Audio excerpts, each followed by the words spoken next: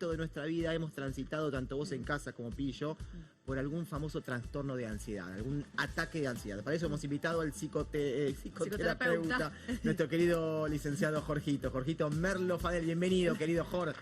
Te queremos. Bienvenido, Jorge. Te queremos. Siempre es un placer tenerte por tu claridad.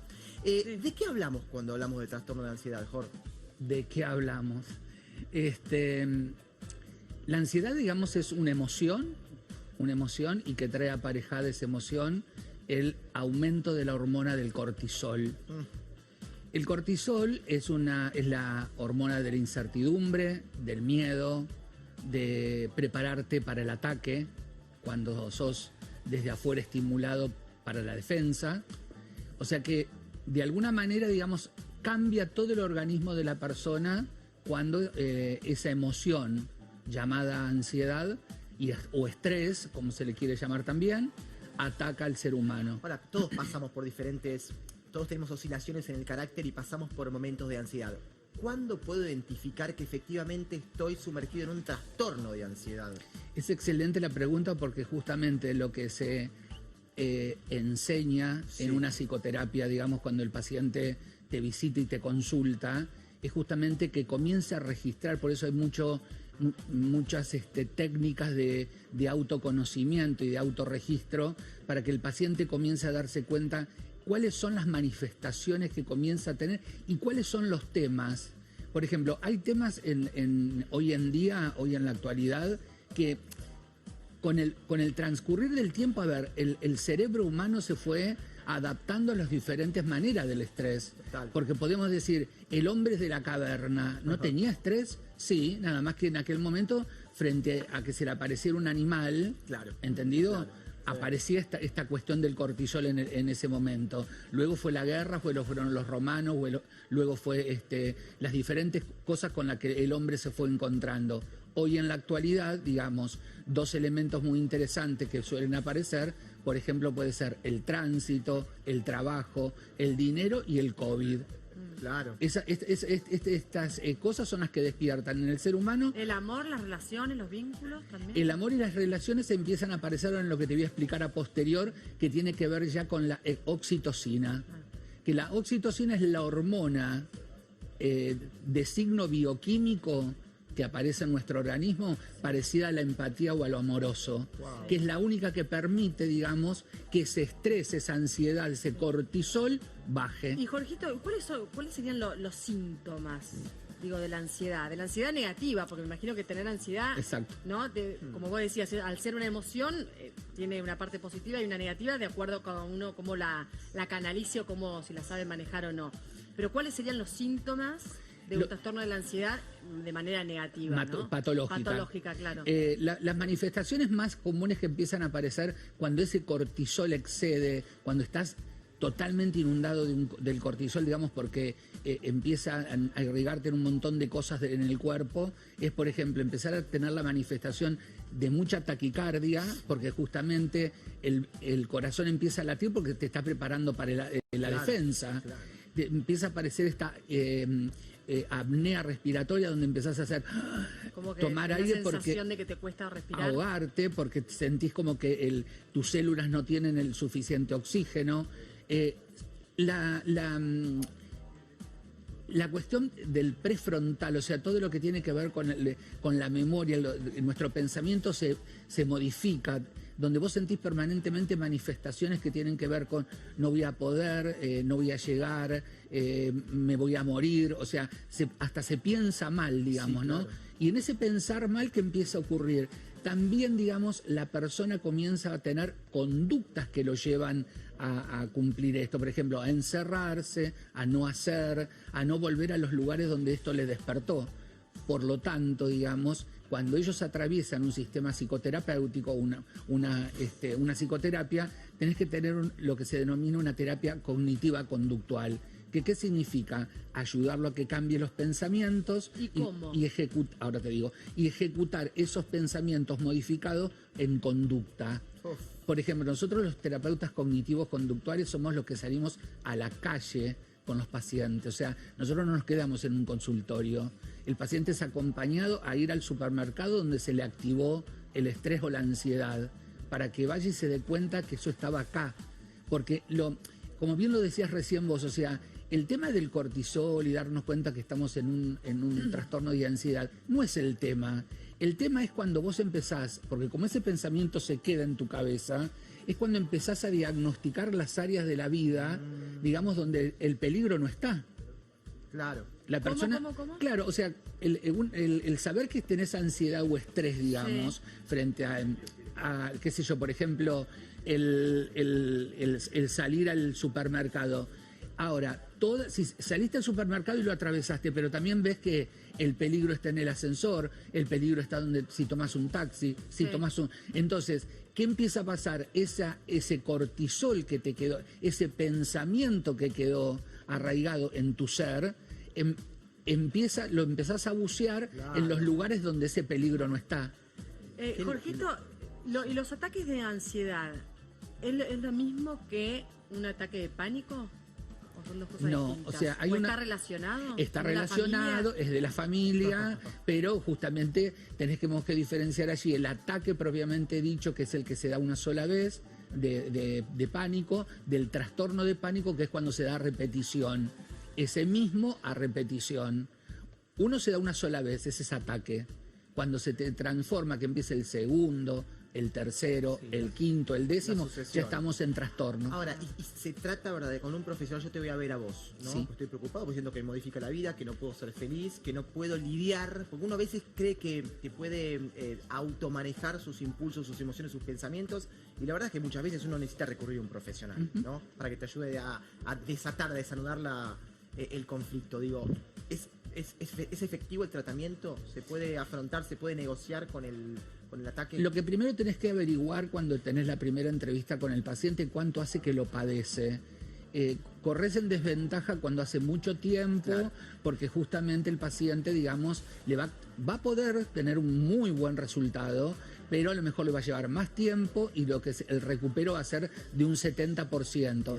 En cambio, una persona que lo tuvo, suponte, comienzo de este año y viene a tratamiento rápido, por decirlo de alguna manera, por supuesto que llega a un 90% de rehabilitación. Claro. Pero tiene que ver con esto que les decía anteriormente, cuando el cortisol no hizo estragos, ¿sí?, en esta cuestión prefrontal, que es lo que nos permite manejar nuestros pensamientos, es mucho mejor porque el paciente está más liberado a la hora de su pensamiento.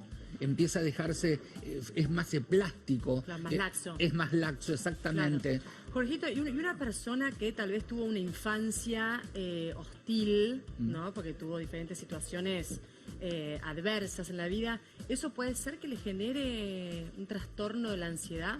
Por más que tal vez su presente, ¿no?, que una vez en su vida adulta ya su situación sea otra, pero puede ser que quede algo enquistado.